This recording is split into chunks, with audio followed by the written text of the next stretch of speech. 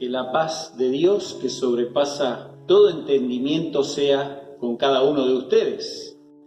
En este domingo, este nuevo mensaje, esta nueva oportunidad de llegar a vuestros hogares a través de la palabra de Dios, queremos estar tratando acerca del poder de la influencia, especialmente pensando en aquellos que somos creyentes, en aquellos que somos cristianos, seguidores de Jesús, discípulos de Jesús.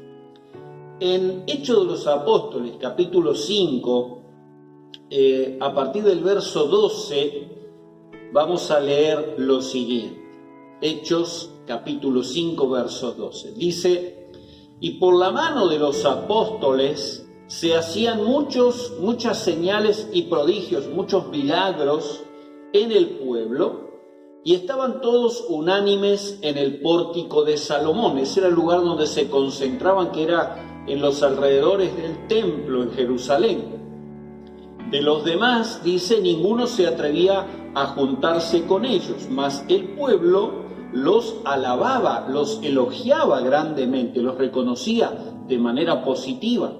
Y los que creían en el Señor aumentaban más, gran número así de hombres como de mujeres, tanto que sacaban los enfermos a las calles y los ponían en camas y en lechos, en camillas, para que al pasar Pedro, a lo menos su sombra cayese sobre alguno de ellos. Y aún de las ciudades vecinas muchos venían a Jerusalén trayéndose enfermos y aún a los atormentados de espíritus inmundos, y todos eran sanados. Por eso digo que vamos a ver sobre el poder de la influencia. Sin ninguna duda, el momento que la iglesia cristiana vivió allí en estos primeros tiempos después de Pentecostés, podríamos decir que fue un tiempo extraordinario y que no hay parangón, no hay comparación. No hay una ciudad en el mundo, por ejemplo, en estos últimos tiempos, en donde se viva algo similar a lo que leemos en esta porción bíblica. Y quiero rescatar especialmente lo que ocurre con la sombra de Pedro, como dice aquí el texto bíblico, para reflexionar justamente en lo que hace el poder de Dios cuando reposa en la vida de un cristiano, que puede lograr grandes cosas y que puede tener un efecto altamente positivo en la gente que lo rodea. Aquí el pasaje nos muestra claramente que hay una tensión en el ambiente. Mientras que la iglesia había alcanzado popularidad, mientras que la iglesia estaba creciendo en número, había sin embargo gente que le tenía temor. Había gente, a partir del capítulo 5, justamente de Hechos, verso 5, dice que había gente que tenía temor o miedo por lo que había sucedido con Zafira y con Ananías. Y dice aquí claramente que había gente que evitaba juntarse con ellos. Eso también habla de la influencia y del poder que había por la presencia de Dios, por la presencia del Espíritu Santo en los apóstoles y en la iglesia. Había reacciones diversas. Mientras que algunos se unían a la iglesia y la iglesia crecía, otros se mantenían al margen y los evitaban. Pero la Biblia aquí nos dice, sobre todas las cosas, que había gente que anhelaba el paso de Pedro por las calles aledañas al templo de Pedro y de los demás apóstoles.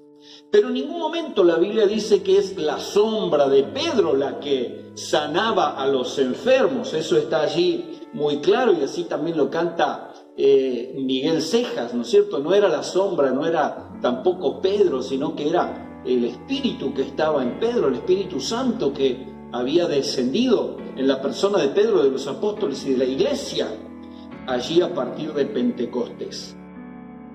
La Biblia registra otros casos, y quiero relacionarlo nada más que dos textos más.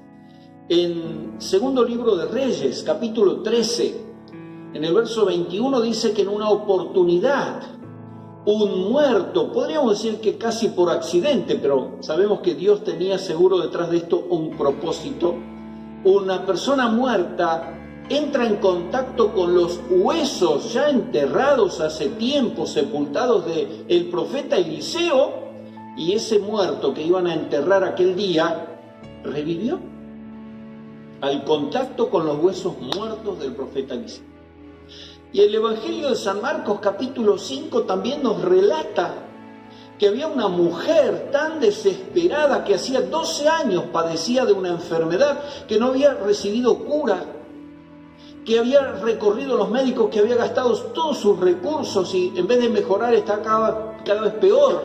Esta mujer pensó en sí misma con una gran fe: si toco el manto de Jesús, la ropa, los bordes de su vestidura, seré sana. Y ese milagro aconteció, está allí en San Marcos capítulo 5 el relato.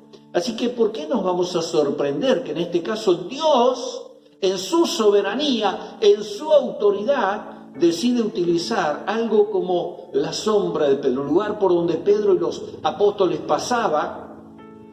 Fluía el poder de Dios. Ese es el poder benigno de la influencia. La sombra de Pedro en este caso, lo que Dios utilizaba y nos quiere utilizar también a cada uno de nosotros para impactar con su amor y para hacer conocer su salvación.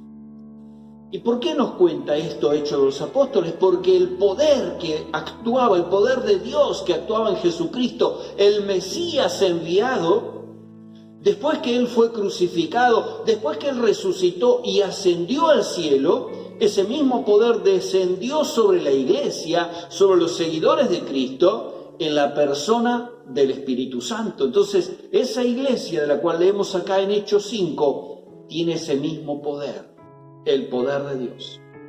Y ahora es el momento de plantearnos, de plantearte y de plantearnos cada uno de nosotros también, como discípulos y seguidores de Jesús. Yo te pregunto, ¿cuál es tu influencia hoy en día? No me refiero necesariamente a sanidad de enfermos, puede ser en otro aspecto, pero ¿cuál es tu influencia sobre otras personas? O concretamente, ¿qué clase de sombra estás proyectando hoy sobre la gente que te rodea? ¿Qué clase de sombra? Tu persona y por donde pasas, ¿eres una persona sanadora? ¿Tienes una influencia sanadora? ¿Eres una fuente de restauración? ¿Eres una persona que transmite esperanza a otros pecadores? ¿Qué genera tu sombra? ¿Vida o muerte? Te invito a que preguntes esto, te preguntes seriamente delante del Señor, honestamente delante del Señor. No al nivel quizá de hacer milagros como aconteció en aquel momento, o sí, pero fundamentalmente que podamos en nuestra influencia, que nuestra sombra también pueda llevar vida, que nuestra sombra, que nuestra vida también pueda transmitir de esa presencia de Dios, de esa bendición de Dios que viene del cielo. Ese es mi anhelo, esa es mi oración. En el Evangelio de San Juan, capítulo 7, versículo 38, se registran estas palabras de Jesús. Jesús dijo: el que cree en mí, como dice la Escritura, de su interior correrán ríos de agua viva.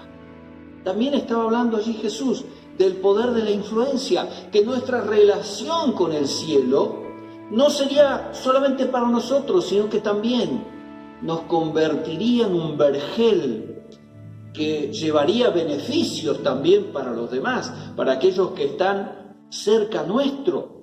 Ese río que lleva vida, ese río que en nuestro caso, nuestra persona tiene que ofrecer compasión, misericordia, que puede mostrar bondad, que puede ofrecer perdón, que puede ofrecer luz a aquellos que viven a tientas en las tinieblas. Así tiene que ser nuestra sombra, no proyectando oscuridad, sino una sombra que ampare, que dé cobertura. Así ese río tiene que fluir para bendecir a los demás. El apóstol Pedro despertaba fe en aquella gente. Por eso aguardaban que Él cruzara por las calles y sacaban a los enfermos, sacaban a los necesitados, dice, para que al menos su sombra se proyectara sobre ellos. Deseaban tener cerca a Pedro. Eso habla positivamente. Aún dice de las ciudades vecinas, de las aldeas vecinas, buscaban tener contacto con Pedro y sus compañeros apóstoles. Ese es el poder de la influencia en un grado superlativo. Y hoy tú y yo tenemos también esa oportunidad de influir, que ese poder que desciende de parte del cielo, de parte de Dios en nuestra vida, también se proyecte sobre los demás. Aunque más no sea sobre unas pocas personas, un puñado de personas, pero que esa presencia de Dios en nuestra vida marque una diferencia.